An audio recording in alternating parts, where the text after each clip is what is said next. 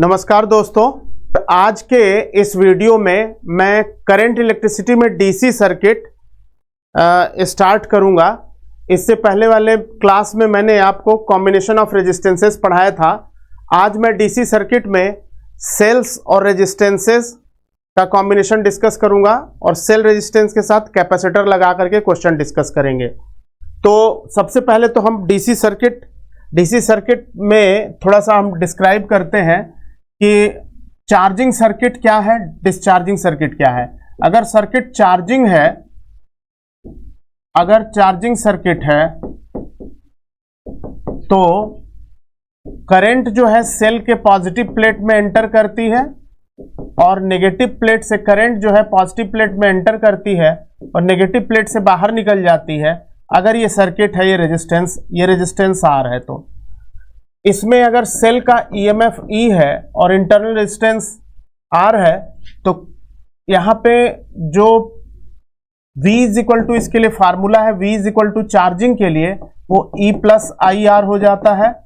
और अगर discharging circuit है, डिस्चार्जिंग सर्किट में क्या होता है कि करंट जो है पॉजिटिव प्लेट से निकलती है और नेगेटिव प्लेट में एंटर करती है। अगर ये सर्किट है तो इस केस में V is equal to discharging के केस में,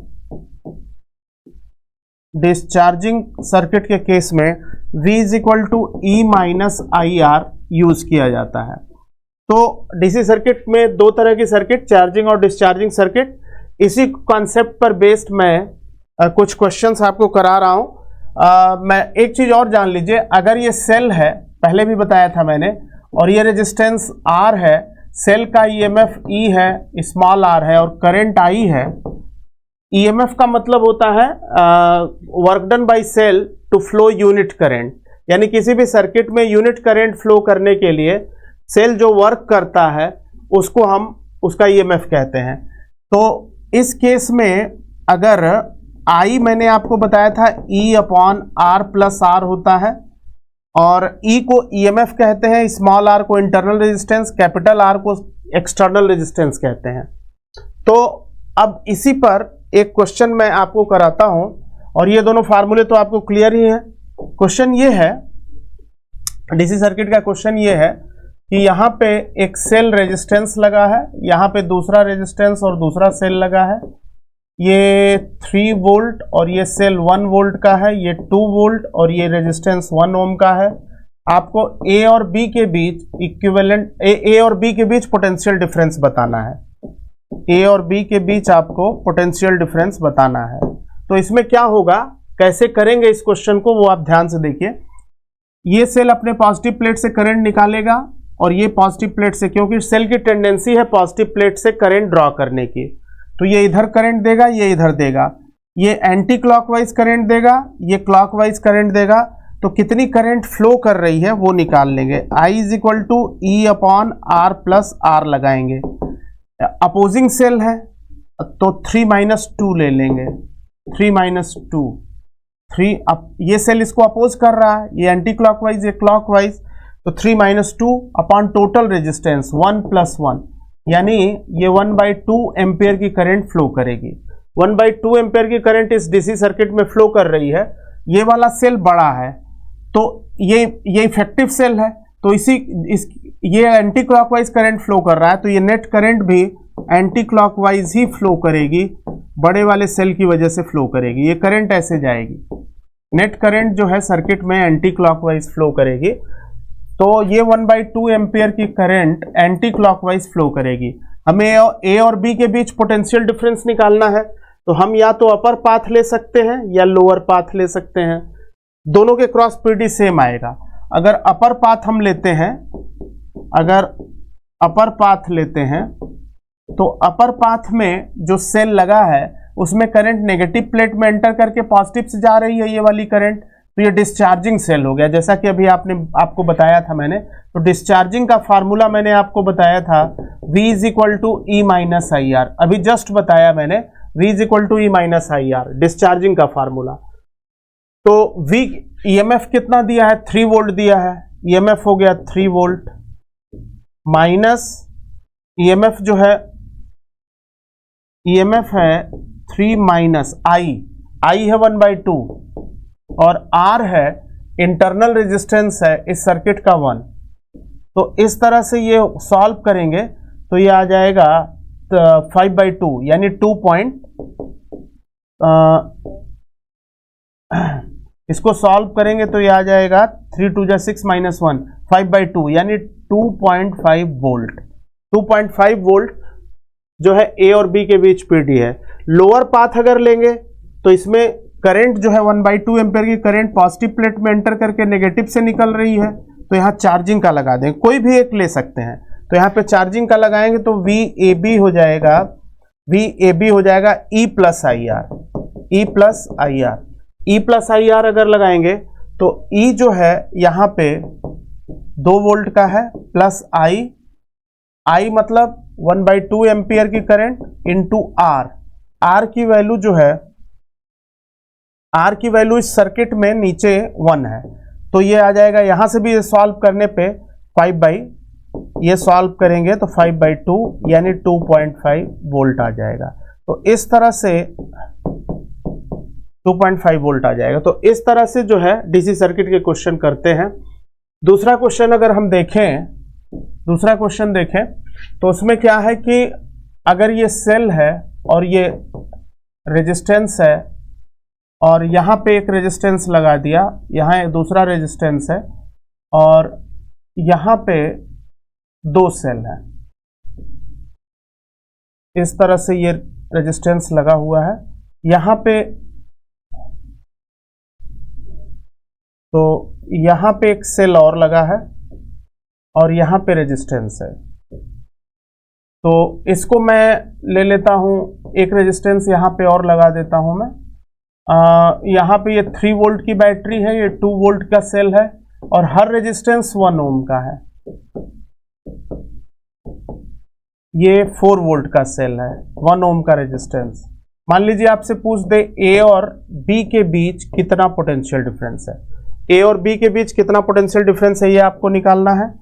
तो पहले आप इस सर्किट में करंट निकालेंगे, करंट हो जाएगा, ये सेल करंट इधर देना चाहेगा, ये इधर देना चाहेगा और ये इधर देगा, तो इसका मतलब है ये दोनों जुड़ जाएंगे, एंटी क्लॉकवाइज है दोनों, तो 3 + 2 ये वाला क्लॉकवाइज दे रहा है -4 अपॉन टोटल रेजिस्टेंस 1 2 3 4 5 6 7, यानी ये आ जाएगा 1/7 एम्पियर की करंट। 1/7 एम्पियर की जो करंट है वो इस सर्किट में 1/7 एम्पियर की करंट जो है इस सर्किट में 5 वोल्ट की वजह से 5 वोल्ट एंटी क्लॉकवाइज दे रहा है, 4 वोल्ट क्लॉकवाइज दे रहा है, तो नेट करंट जो फ्लो करेगी वो फ्लो करेगी एंटी क्लॉकवाइज।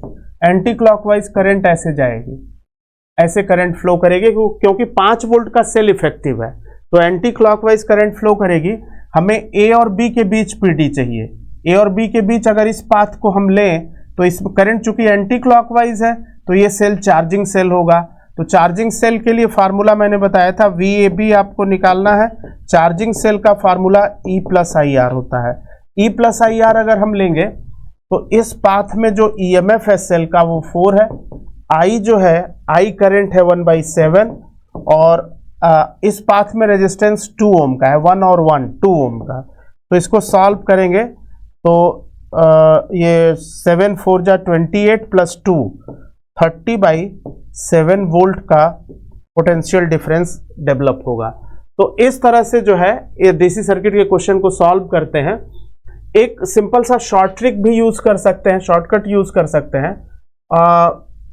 जैसे मान लीजिए VAB आपको निकालना है, शॉर्टकट यूज करना है, VAB आपको निकालना है और ये दोनों अपोजिंग सेल हैं, तो आप क्या कर सकते हैं, E1R2 + E2R1। E1R2 मतलब ये हो जाएगा E1R2 + E2R1 upon R1 + R2। ये शॉर्टकट लगा देंगे तो इससे तुरंत आंसर आ जाएगा, इतना कैलकुलेशन नहीं करनी पड़ेगी। इसको यूज करते हैं यहाँ पे। V देखिए, E1 है 3 और R2 दूसरे ब्रांच में 1 है, प्लस E1R2 + E2R1 2 × 1 तो 2 × 1 divided by R1 plus R2, 1 plus 1। Solve करेंगे इसको तो 5/2 यानी ये आ जाएगा 2.5 वोल्ट। तो ये आंसर जो है सेम आंसर आ गया। ये शॉर्ट ट्रिक है, E1 R2 plus E2 R1 upon R1 plus R2। इसको हमने यहाँ पे अप्लाई कर दिया, तुरंत आंसर आ जाएगा। यही हम यहाँ भी यूज कर सकते हैं। अगर सेल दोनों अपोजिंग सेल है तो प्लस रहेगा, और अगर दोनों सपोर्टिंग है, इसकी पोलैरिटी रिवर्स उल्टा लगा दें तो यहाँ पे माइनस आ जाएगा। तो इस तरह से ये डीसी सर्किट में क्वेश्चन बनता है। एक क्वेश्चन मैं ले रहा हूं जिसमें सेल रेजिस्टेंस और कैपेसिटर तीनों लगे हुए हैं, उसको देखते हैं। इस तरह से है क्वेश्चन, इस तरह से है कि एक रेजिस्टेंस यहाँ पे है, दूसरा यहाँ पे है। इस ब्रांच में एक कैपेसिटर है और एक रेजिस्टेंस है।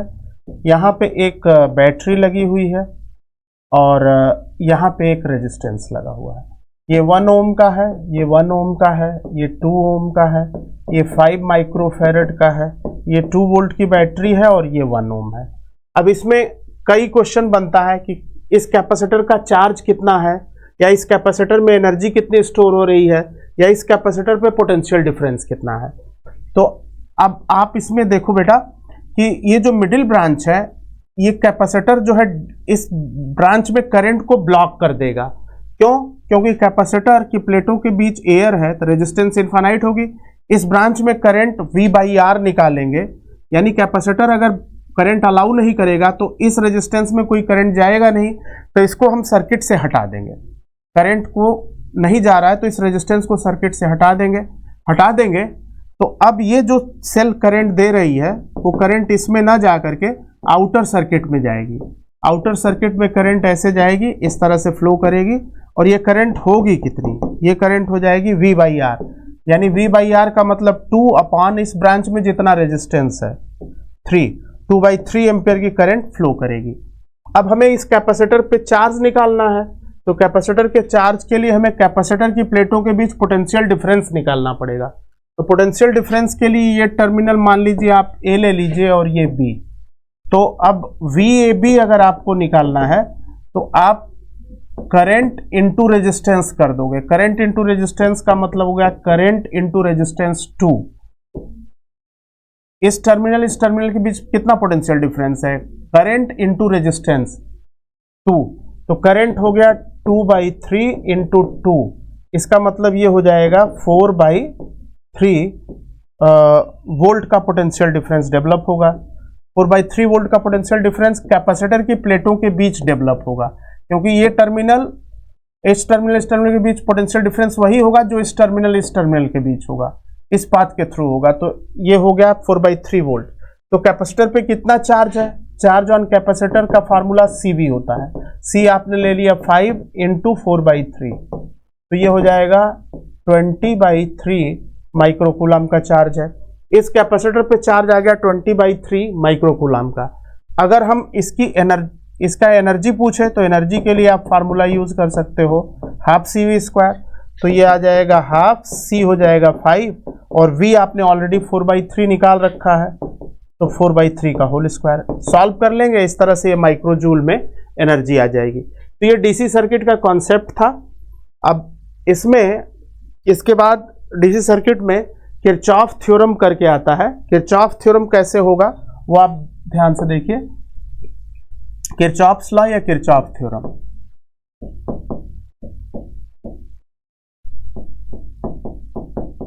Kirchhoff's theorem.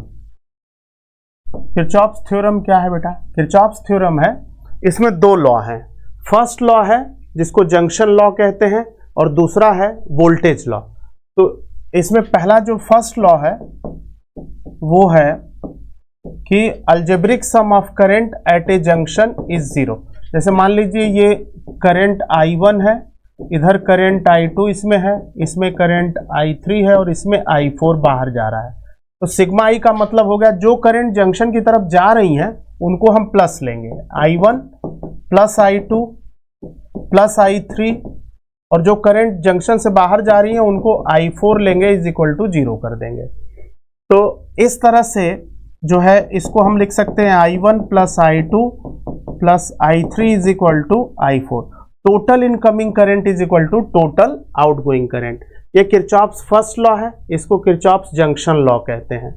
दूसरा जो लॉ इसमें है सेकेंड लॉ वो है Kirchhoff's voltage law, Kirchhoff's KVL बोलते हैं इसको। किरचॉफ्स वोल्टेज लॉ क्या है?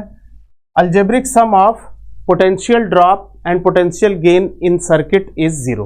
किसी भी सर्किट में पोटेंशियल ड्रॉप और पोटेंशियल गेन का अलजेब्रिक सम जीरो होता है। क्या मतलब है इसका? जैसे सपोज कर लीजिए ये एक सेल है और यहाँ एक रेजिस्टेंस लगा है, यहाँ एक रेजिस्टेंस लगा है, यहाँ एक रेजिस्टेंस है। ये R1 है, ये R2 है और ये R3 है। ये सेल E है, करंट I दे रहा है, करंट ऐसे सर्किट में फ्लो कर रहा है। तो अब इस केस में किरचॉफ्स वोल्टेज लॉ कैसे अप्लाई होगा? आप यहाँ से चलना शुरू कर रहे हो सपोज करो, तो आप करंट के डायरेक्शन में जा रहे हो। अगर आप करंट के डायरेक्शन में जा रहे हो तो ये प्रोडक्ट आप नेगेटिव ले लोगे -IR1। फिर आप यहाँ पहुंचे, यहाँ से ऐसे जा रहे हो, करंट के डायरेक्शन में जा रहे हो, तो फिर से ये करंट का प्रोडक्ट करंट रेजिस्टेंस का IR2 नेगेटिव होगा। फिर आप यहाँ से ऐसे आए तो ये हो जाएगा -IR3। अब ये जो सेल है वो आपके पाथ को आप क्लॉकवाइज जा रहे हो, आपके पाथ ये सेल करंट दे रहा है पॉजिटिव प्लेट से, तो आपके पाथ को सपोर्ट कर रहा है, तो +E बराबर 0। अगर अपोज करता तो -E इज इक्वल टू 0। इस तरह से ये किरचॉफ्स वोल्टेज लॉ यूज किया जाता है। एक क्वेश्चन के थ्रू इसको समझाता हूं, ध्यान से देखिए। जैसे सपोज कर लीजिए कि ये एक सेल है और यहाँ एक रेजिस्टेंस है, दूसरा रेजिस्टेंस यहाँ पे है और तीसरा रेजिस्टेंस है और ये सेल यहाँ पे लगा हुआ है। ये 4 वोल्ट की बैटरी है, ये 2 वोल्ट की बैटरी है, 1 ओम और 2 ओम। क्वेश्चन ये है कि 2 ओम में कितनी करंट है? व्हाट इज करंट इन 2 ओम? ये क्वेश्चन है। करंट आपको 2 ओम में बताना है। तो आप एक काम करो, इस सर्किट में इधर से करंट आप I1 ले लो, इस ब्रांच में भी ऊपर की तरफ I2 ले लो, इधर ले लो I3। तो ये हो जाएगा सिग्मा I0 करेंगे तो I1 plus I2 plus I3 0। आपने सारी करंट जंक्शन की तरफ ले ली है। ऐसा पॉसिबल नहीं है, कम से कम एक करंट जो है अपोजिट होगी, तो वो जब हम सॉल्व करेंगे तो एक करंट नेगेटिव आ जाएगी, तो उसको वो हम कंसिडर कर लेंगे अपोजिट डायरेक्शन में जा रही है। I1 ओम्स लॉ के अकॉर्डिंग अगर हम I1 की बात, I1 plus I2 plus I3 अगर 0 है तो ये पहला इक्वेशन है। आप एक काम करिए, इसको आप I इज इक्वल टू, ये शॉर्ट ट्रिक मेथड में बता दे रहा हूं, I is equal to delta V by R। फिर किरचॉफ लॉ से भी इसको कर दूंगा मैं। तो इसमें अब जैसे देखिए I1 अगर इस ब्रांच में है तो इस रेजिस्टेंस का पोटेंशियल डिफरेंस कितना है? यहाँ पे इस जंक्शन का पोटेंशियल हमने V मान लिया, इस जंक्शन का V मान लिया और इसका 0 इसके रिस्पेक्ट में मान लिया। तो अगर आपको इस रेजिस्टेंस का पोटेंशियल डिफरेंस देखना तो ये टर्मिनल 4 वोल्ट पे है, ये टर्मिनल V वोल्ट पे, तो इसका पोटेंशियल डिफरेंस हो जाएगा 4 minus V upon resistance 1 plus इस रेजिस्टेंस के क्रॉस PD देखें तो ये टर्मिनल 0 पे है, और ये V पे है, तो 0 माइनस V अपॉन 2 हो जाएगा, प्लस इस रेजिस्टेंस के क्रॉस देखें तो ये 2 वोल्ट पे है, ये V पे, तो ये हो जाएगा 2 minus V upon 1 is equal to 0। इस तरह से सॉल्व करेंगे तो ये आ जाएगा 12/5 वोल्ट। अब आपको जो है करंट निकालना है मिडिल ब्रांच में, तो ये वैल्यू I2 वाले में रख दीजिए, इसमें रख दीजिए, I2 वाले में रखिए, तो I2 आ जाएगा 0 माइनस 12/5 डिवाइडेड बाई 2, यानी -6/5 एम्पियर की करंट इज इक्वल टू, ये वैल्यू आप यहां रख दीजिए, सॉल्व कर लीजिए, 6/5, यानी करंट जो हमने ऊपर ले रखी है वो एक्चुअली नीचे की तरफ होगी और ये करंट 6/5 एम्पियर की होगी। तो ये तो तरीका है, इसको हम नोड थ्योरम के नाम से जानते हैं, शॉर्ट ट्रिक मेथड है। अगर किरचॉफ थ्योरम यूज करें बोर्ड के पॉइंट ऑफ व्यू से तो इसी क्वेश्चन में सेम आंसर हम निकाल सकते हैं। कैसे निकालेंगे वो मैं आपको बता देता हूं, ध्यान से देखिए बेटा। क्वेश्चन ये था कि एक सेल यहाँ पे है और एक रेजिस्टेंस है, यहाँ पे एक रेजिस्टेंस है और यहाँ पे एक रेजिस्टेंस और ये सेल है। तो इस केस में ये 4 वोल्ट का सेल है, ये 1 ओम है, ये 1 ओम है, ये 2 वोल्ट का सेल है, ये 2 ओम है। आपको मिडिल ब्रांच में करंट निकालनी है। आप एक काम करो बेटा, इधर से करंट I1 ले लो, इधर से I2 ले लो और इस वाले में दोनों को ऐड करके I1 प्लस I2 ले लो। ये I1 प्लस I2 यहाँ आएगा तो इसमें चला जाएगा I1 और इसमें चला जाएगा I2, इस तरह से। अब आप लूप 1, ये जो लूप 1 है इसका इक्वेशन बनाओ किरचॉफ लॉ से। लूप 1 को आप क्लॉकवाइज ले लो, ये जो लूप 1 है इसको क्लॉकवाइज ले लो। अगर लूप 1 को आप क्लॉकवाइज लेते हो तो आप यहां से चल के यहां जाओगे, IR1 आपका जो पाथ है वो करंट के डायरेक्शन में, तो माइनस, मैंने अभी बताया था माइनस R1 है। फिर आप यहां आ गए, यहां से यहां गए, करंट के लॉन्ग ही जा रहे हैं तो ये प्रोडक्ट भी नेगेटिव, तो minus I1 plus I2 into 2, ये हो गया। अब आप यहां से आ गए, इसके बाद ऐसे जाएंगे, सेल इसी डायरेक्शन में करंट देगा पॉजिटिव प्लेट से, तो आपके पाथ को सपोर्ट कर रहा है सेल, तो +4 इज इक्वल टू 0। ये पहला इक्वेशन आ गया। फर्स्ट लूप का ये इक्वेशन बन गया। सेकेंड लूप का बनाते हैं। सेकेंड लूप में मैं सेकेंड लूप को एंटी क्लॉकवाइज लेता हूं। यहां से मैं यहां गया, ऐसे आया, फिर ऐसे क्लोज कर दूंगा, तो यहां से यहां गया तो ये प्रोडक्ट नेगेटिव हो जाएगा। लूप 2 एंटी क्लॉकवाइज, कोई भी पाथ हम सेलेक्ट कर सकते हैं, क्लॉकवाइज या एंटी क्लॉकवाइज। यहां से यहां गया, ये प्रोडक्ट नेगेटिव यानी माइनस I2 इंटू 1। फिर आप यहां से यहां आ गए, I1 प्लस I2 इंटू 2, तो ये हो जाएगा I1 प्लस I2 इंटू 2। फिर इसके बाद यहां से मैं ऐसे गया, तो जब मैं ऐसे जाऊंगा तो सेल मेरे पाथ को सपोर्ट करेगा पॉजिटिव प्लेट, तो यहां पे +2 इज इक्वल टू 0। इन दोनों को सॉल्व कर लेंगे, इन दोनों को सॉल्व कर लेंगे तो I1 और I2 की वैल्यू आ जाएगी। और फिर जब I1 प्लस I2 करेंगे, I1 I2 की वैल्यू, फिर I1 प्लस I2 करेंगे तो 6/5 एम्पियर की करंट आ जाएगी। मतलब जो क्वेश्चन अभी शॉर्ट ट्रिक मेथड से तुरंत कर लिया था, उसमें कैलकुलेशन थोड़ी करके, तो ये मेथड जो है बोर्ड में यूज किया जाएगा। तो इस तरह से जो है किरचॉफ थ्योरम के क्वेश्चन सॉल्व होते हैं। एक तो आपको जो शॉर्टकट मेथड बताया था नोड थ्योरम का, उससे कॉम्पिटिटिव एग्जाम में, और इस मेथड से ये बोर्ड एग्जाम में इस तरह से प्रेजेंट करते हैं।